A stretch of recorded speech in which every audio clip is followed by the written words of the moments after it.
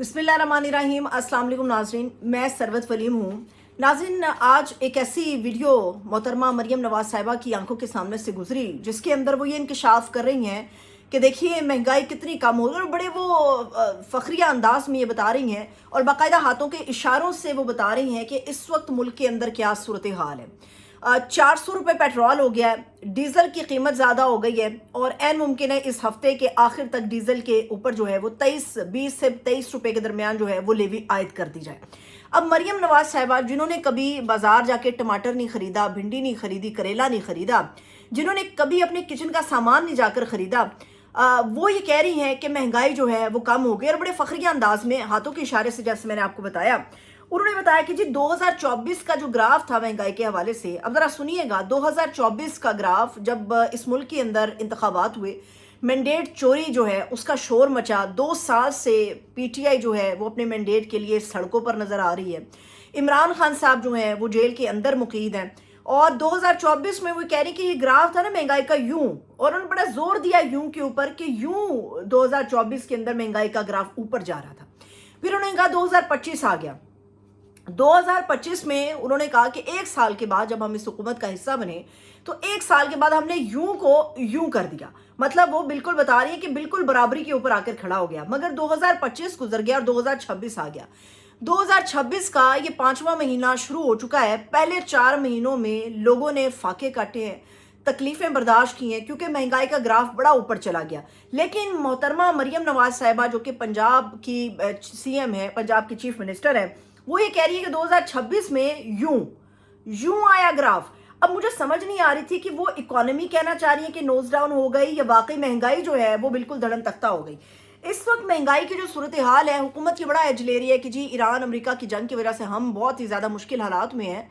लेकिन असल मुश्किल जो है वो इक़्तिदार में बैठने वाले लोग नहीं, बल्कि आम आवाम, आपके और हमारे जैसे जो अपना किचन चलाने के लिए मेहनत करते हैं, वो लोग इस महंगाई में सबसे ज़्यादा मुतासर हैं। इस वक्त जो यूं मरियम नवाज साहिबा के मुताबिक है, वो यूं कैसे है ये मैं आपको समझाती हूँ। इस वक्त जो है सूरत हाल ये है कि जो हमारा इकोनॉमी का इदारा है उसकी तरफ से जो आदाद शुमार आए हैं, उसने बताया है कि जो लोग आम बसों में सफ़र करते हैं उनके किराए बढ़ गए हैं। और उनके किराए बढ़ गए हैं। मरियम बीबी ने तो कभी आम बस के अंदर सफ़र नहीं किया, किसी टैक्सी के अंदर उन्होंने कभी सफ़र नहीं किया, कभी उन्होंने कोई पब्लिक ट्रांसपोर्ट इस्तेमाल नहीं की, तो उनको अंदाज़ा नहीं है कि एक तो वो कितना तकलीफ दह सफ़र होता है और इसके साथ साथ उनके अंदर किराए की क्या सिचुएशन है। जो ख़वातीन, जो मर्द हजरात रोज़ाना की बुनियाद पे चंद रुपए लेके निकलते हैं, उनके लिए ये सफ़र कितना मुश्किल हो गया। अब ट्रांसपोर्ट के किराए इसके अंदर उन्होंने बताया बढ़ गए हैं। खुराक की कीमतें जो हैं वो 7.63% ऊपर चली गई हैं। अब खुराक की कीमतें जाने का मतलब ऊपर क्या मतलब है कि जो रोटी आपको 25 रुपए की मिल रही है वो आपको 30-35 में मिलेगी। गवर्नमेंट जितना मर्जी कहती रहे कि जी हमने बड़े रेट फिक्स किए हैं, हम बड़ा जो है छापे मार रहे हैं, लेकिन जिस बंदे ने रोटी खानी है वो तंदूर पे जाएगा और जितने की रोटी उसको मुयसर आएगी वो ये रोटी खाएगा। वो अगर दिन में 2 रोटियां खाता है तो वो 1 रोटी खाएगा। जो सालन लेता है वो सालन के बगैर पानी के अंदर रोटी डिबोकर खाएगा। तो इस वक्त अवाम की ये सूरत हाल है। बात यहाँ पे ख़त्म नहीं हुई। हमारे यहाँ जो गंदम की कीमत है उसके अंदर बताया कि कमी हुई है, क्योंकि आटे की कीमत के अंदर 5% की कमी रिकॉर्ड की गई। फिर इसके अलावा जो हमारे सामने सबसे ज़्यादा ख़तरनाक बात है वो ये है कि हमारी रेमिटेंसेस जो हैं उनके अंदर भी कमी का खदशा जाहिर किया गया है। और कुछ नहीं लीजिए, अब जो पेट्रोल है, जो पेट्रोल की कीमत के ऊपर मैं बात कर रही थी, उस पेट्रोल के अंदर, यानी कि 1 लीटर पेट्रोल जो आप और मैं अपनी जेब से पैसे देकर भरवाते हैं, उस 1 लीटर पेट्रोल के अंदर हम इस वक्त जो है वो 400 रुपये फी लीटर हमें पेट्रोल मिल रहा है। उसमें 32% जो है वो सिर्फ टैक्सेस शामिल हैं। आप बिलीव कर सकते हैं कि 32% जो है वो सिर्फ टैक्सेस शामिल हैं इस पेट्रोल के अंदर जो आप हम डलवाते हैं।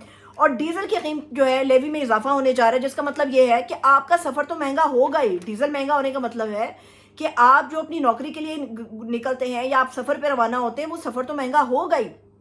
लेकिन डीजल के महंगे होने का मतलब ये है कि आपके जो किचन आइटम्स हैं वो भी महंगे हो जाएंगे, क्योंकि ट्रांसपोर्टेशन के नाम के ऊपर जो है वो पैसा ज़्यादा वसूल किया जाता है। लेकिन हुकूमत कहती है कि हमने बड़ा चेक एंड बैलेंस रखा है।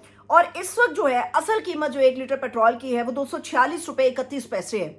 और आवाम से हम कितना ले रहे हैं जी? आवाम को दिया जा रहा है 399 रुपये 86 पैसे, यानी कि 14 पैसे कम पूरे 400 रुपये का। और ये इतने ज़्यादा टैक्सेस जो है वो इस वक्त आवाम के ऊपर है। मरियम नवाज साहिबा जो हैं वो हमेशा अपने हटो बचो कल्चर के साथ निकलती हैं मार्केट में। कभी ज़रा फुर्सत निकाल कर निकलें کسی آلو والے سے پوچھیں, کسی ریڑھی بان سے پوچھیں کہ ان کے کیا حالات ہیں, اور جا کر پتہ کریں ان لوگوں سے جو دہاڑی دار ہیں, جو مزدور ہیں, ان سے پتہ کریں جو نوکری پیشہ ہیں, جن کا مہینے کی تنخواہ کے اوپر کچن کا خرچہ سارا چلتا ہے, جن کے گھر میں 2 بچے ہیں. ذرا ان سے جا کر پوچھیں کہ مہنگائی یوں ہوئی ہے یا یوں ہوئی ہے. ہمیں تو لگتا ہے مہنگائی یوں ہوئی ہے, جبکہ اکانومی جو ہے وہ یوں ہوئی ہے, نوز ڈاؤن ہو گئی ہے ہماری اکانومی. مگر یہاں پہ حیرت کی بات ہے کہ جہاں بھی تقریب ہوتی ہے وہاں پہ گورنمنٹ جو ہے اپنا جا کر کریڈٹ لینا بالکل نہیں بھولتی. اب اس کے ساتھ ساتھ ایک اور امپورٹنٹ چیز تھی. وہ امپورٹنٹ چیز یہ ہے کہ ترجمان ہے پنجاب حکومت کے مریم نواز صاحبہ نے ان کو نامزد کیا ہے. ظاہر سی بات ہے وہ اسپوکس پرسن ہے. کوثر کاظمی صاحب بڑے محترم ہمارے لیے ہیں, لیکن بعض چیزیں ایسی ہمارے سامنے آتی ہیں جو بڑی ہی تکلیف دہ بھی ہوتی ہیں, شرمناک بھی ہوتی ہیں, اور محسوس ہوتا ہے کہ یہ جو دکھاوے کی عورتوں کے ساتھ محبت, اخلاقیات, ان کے بہنوں بیٹیوں کا رویہ, یہ دکھاوے کے لیے ہوتا ہے, یہ جھوٹ ہے, یہ فریب ہے, یہ کیا ہے. ہمارے سامنے ایک ویڈیو آئی کوثر کاظمی صاحب کی, وہ غالباً پرانی ضرور ہے, لیکن میں اس کو اس لیے بھی ریلیونٹ کر رہی ہوں کہ جس طرح انہوں نے ایک خاتون کو ماں بہن کی ننگی اور گندی گالیاں دیں.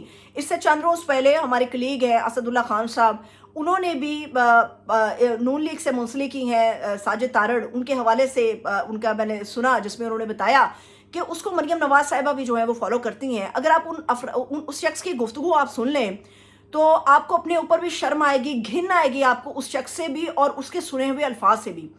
کوثر کاظمی صاحب جو پنجاب کو ریپرزینٹ کرتے ہیں اور جن کی سی ایم ایک خاتون ہے, جہاں پر جس پنجاب صوبے کے اندر یہ نعرہ لگایا جاتا ہے کہ خواتین کو عزت دی جاتی ہے, ان کا جو ترجمان ہے وہ لندن کی سڑکوں پر کسی خاتون کے بارے میں جس قسم کی گندی اور گھٹیا زبان استعمال کر رہے ہیں, ان کو سن کے آپ کو گھن آئے گی. اور آپ یہ محسوس کرو گے کہ جب آپ کسی شخص کو فالو کرتے ہو یا کسی شخص کو نامزد کرتے ہو تو ڈیفینیٹلی وہ آپ کے کہیں نہ کہیں موجود رہتا ہے. جب آپ سرچ کرتے ہو یا آپ ٹویٹر یا سوشل میڈیا کا کوئی بھی پلیٹ فارم یوز کرتے ہو تو مریم صاحبہ جو ہیں وہ ان تمام لوگوں کو فالو بھی کرتی ہیں. کبھی تو ان کی آنکھ کے سامنے سے گزرتا ہوگا. اب مجھے نہیں پتا کہ وہ اس بات پہ ہنستی ہوں گی کہ لو بھائی یہ بھی ہمارے تگڑے لوگ ہیں جو ٹکر گئے پی ٹی آئی کو.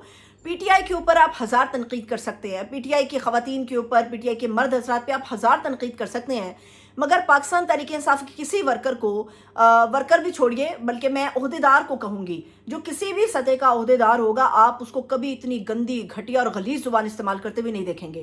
اختلاف ہر سیاسی جماعت کا ایک دوسرے کے ساتھ ہوتا ہے, لیکن پی ٹی آئی کے اندر جو عہدیدار ہیں, جو چھوٹی سطح سے بڑے سطح تک کے لوگ ہیں, وہ آپ سے اختلاف کرتے ہیں, آپ پہ تنقید کرتے ہیں, آپ کے اوپر جملے کستے ہیں, لیکن وہ کبھی بھی آپ کو گندی اور غلیظ زبان استعمال کرتے ہوئے نظر نہیں آئیں گے.